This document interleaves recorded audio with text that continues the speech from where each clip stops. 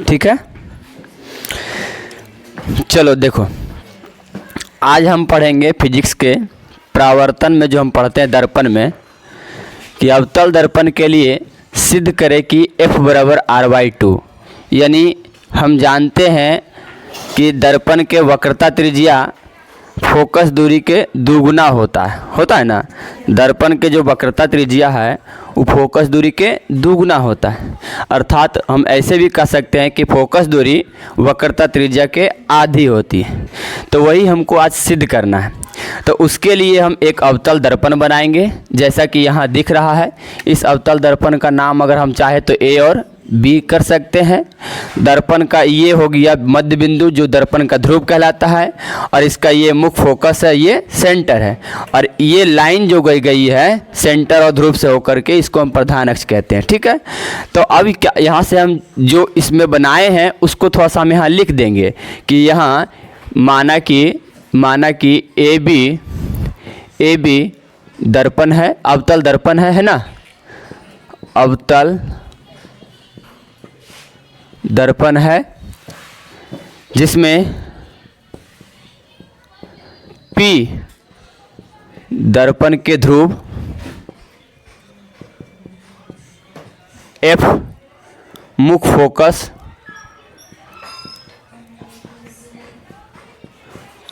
और C वक्रता त्रिज्या है, सेंटर, वक्रता केंद्र। क्या है ये? वक्रता केंद्र है।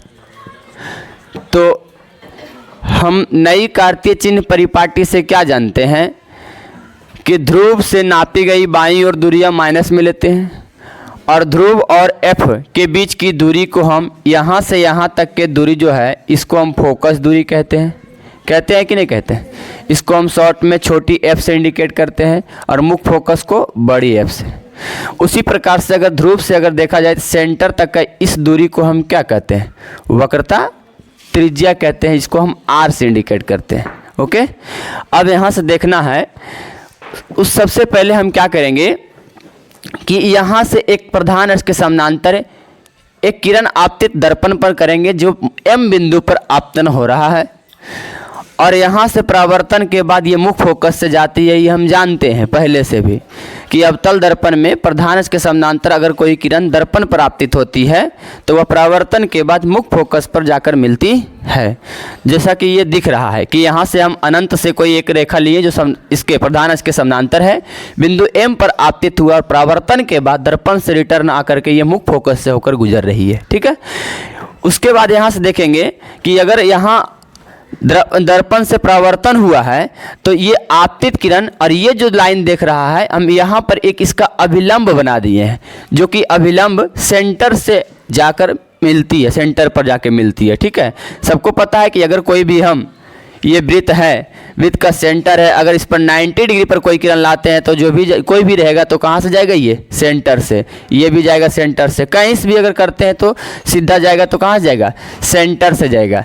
तो उसी प्रकार से यहाँ से भी हम एक अभिलंब डाले हैं तो ये कहाँ से जाएगा? सेंटर से। तो उसके लिए हम क्या देखेंगे कि जो अभिलंब है और ये जो किरण आई है उसके बीच का कोण को क्या हम कहेंगे? आपतन कोण। ये I कहलाएगा कि नहीं कहलाएगा? बोलो जल्दी से सब लोग। यहाँ से जो किरण आ रही है और ये अभिलंब है, अर्थात अभिलंब और आपतित किरण के बीच जो कोण बनता है उसे हम आपतन कोण कहते हैं।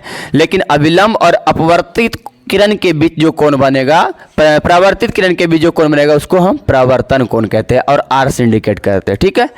अब यहाँ से कैसे हुआ तो देखो, OM किरण OM, ठीक है, आपतित किरण OM तथा आपतित किरण MF है। इसलिए परावर्तन के नियम से यहाँ एंगल OMC ठीक रहा है, OMC बराबर होगा किसके? बोलो, FMC के। एंगल एफ एम सी के, यानी ये वाला कोण और ये वाला कोण ये दोनों क्या है, या ऐसा हम यहाँ लिख सकते हैं आई बराबर में आर। कैसे हुआ, ये परावर्तन के नियम से हम जानते हैं। लेकिन एक चीज़ और देखना यहाँ से कि ये वाला रेखा जो है इस रेखा के समानांतर है ना, और समानांतर रेखा को ये जो है एक तिरछी प्रतिच्छेद कर रही है। तो हम जानते हैं कि यदि कोई दो रेखा समानांतर हो और उसको कोई तिरछी रेखा काट रही हो, तीसरी रेखा कोई तिरछा काट रही हो, तो ये वाला कोण और ये वाला कोण बराबर होता है। कैसे बराबर होता है, एकांतर कोण से, अल्टरनेट एंगल, ठीक है, वो भी इंटीरियर अल्टरनेट एंगल। उसी प्रकार से इधर वाला कोण इसके बराबर होता है। तो सेम यहाँ देखेंगे, ये जो समानांतर रेखा है ये दोनों, और इसको एक तिरछी रेखा काट रही है, इसलिए ये वाला कोण इसके बराबर होगा। होगा कि नहीं होगा, एकांतर कोण से। तो यहाँ से हम ये जो आई है तो ये वाला भी क्या हो जाएगा, आई हो जाएगा, ठीक है। इसको अगर चाहो तो अभी नहीं भी लिख सकते, इसको हम समीकरण क्या मान लेते हैं, एक मान लेते हैं, ठीक है। और उसी प्रकार से तथा देखो, तथा एंगल ये देखना है O M C, angle O M C बराबर होगा एंगल एम सी एफ ना, होगा एम सी एफ। ये कैसे बराबर होगा, एकांतर कोण से, एकांतर कोण से। तो इसको हम समीकरण क्या मान लिए, दूसरा मान लिए, समीकरण दूसरा मान लिए। अब देखना समीकरण एक और समीकरण दो, दोनों में एक तरफ का बात सेम है यानी बराबर है, इसका मतलब दूसरा तरफ का भी बात क्या हो जाएगा, बराबर हो जाएगा।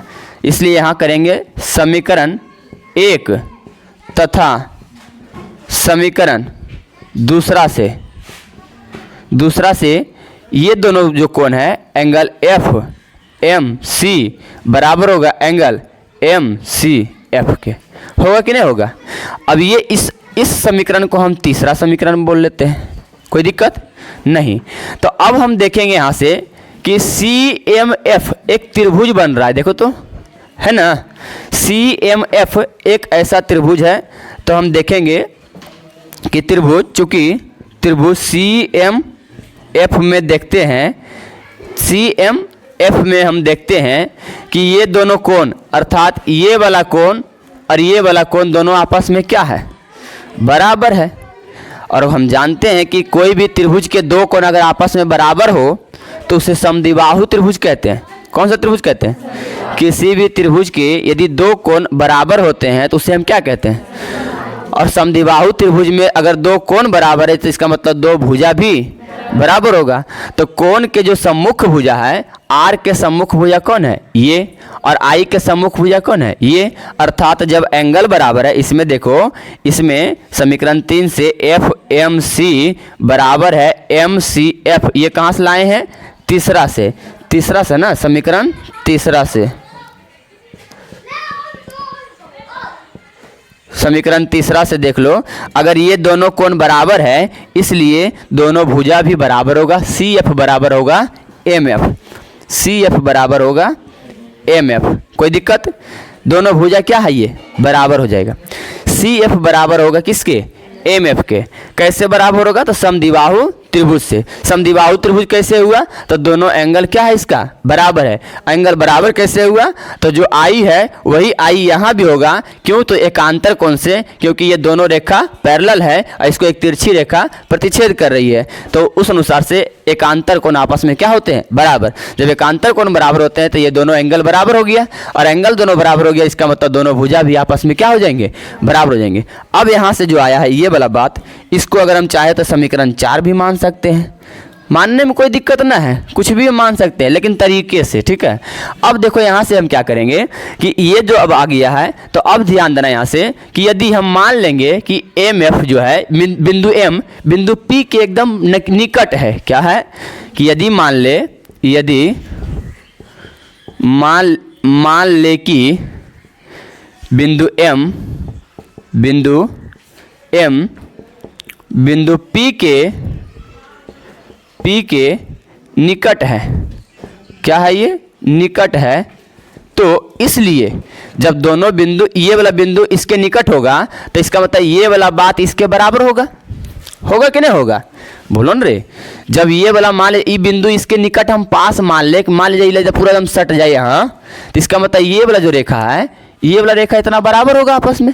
तो इसलिए यहाँ से जो है पी एफ जो है ये बराबर होगा किसके? एम एफ के। किसके बराबर होगा? पी एफ बराबर होगा किसके? एम एफ के। अब समीकरण 4 यहाँ आया तो इसको समीकरण क्या मान लेंगे? 5 मान लेंगे। अच्छा अब देखो समीकरण 4 और 5 से, समीकरण 4 और 5 से देखते हैं कि इधर भी एम एफ है और इधर भी एम एफ है, अर्थात राइट हैंड साइड की तरफ वाला बात बराबर है तो लेफ्ट हैंड साइड वाला भी बात क्या हो जाएगा? बराबर। इसलिए सी एफ बराबर हो जाएगा किसके? एफ पी के। अच्छा अब हम देखते हैं सी एफ का, देखो मान सी एफ यहाँ ना, सी एफ का मान कितना है नहीं पता, तो सी एफ को हम क्या कर सकते हैं? सी पी में यानी सी पी जो है, सी पी में अगर पी एफ घटा देंगे तो क्या आ जाएगा? सी एफ आएगा। देखो ध्यान से समझना कि ये पूरा का पूरा यहाँ से लेके यहाँ तक सी पी है, ठीक है, हमको इसका निकालना है केवल। तो इसका मतलब ये पूरा में इसको छांट देंगे तो यही ना बचेगा। ये पूरा में अगर यदि हम इसको हटा दें तो क्या बचेगा? यही लाइन ना बचेगा। तो इसलिए हमको सी एफ का मान हम क्या रखें? तो पी एफ यानी सी पी में से यदि पी एफ घटा दे, एफ पी या तो पी एफ जो भी कर दो, जहाँ भी लिख रहे हैं एफ पी तो वहाँ पी एफ भी लिख सकते हैं सीधा समझने के लिए। इसको पी और एफ, और इसको भी कर देते हैं पी और एफ। तो देखो सी एफ का मान क्या रख सकते हैं? पी सी में यदि पी एफ घटा दे तो क्या हो जाएगा? ये पी एफ ही हो जाएगा। अब देखो हम ध्यान से सीखना, पी एफ का मान क्या रख सकते हैं? एफ रख सकते हैं कि नहीं? और पी सी का मान क्या रख सकते हैं? आर। और पी एफ का मान एफ, तो इधर भी एफ। अब ये आर है और एफ जाएगा उधर, तो बोलो न रे, एफ और प्लस में एफ, तो ये हो जाएगा आर बराबर 2f। इसी को अगर हम कह दें तो f बराबर r/2, f बराबर r/2। और यही हमको सिद्ध करके दिखाना था, जो कि हम दिखा चुके हैं। बोलो सबको आ गया समझ में? किसको किसको समझ में आ गया?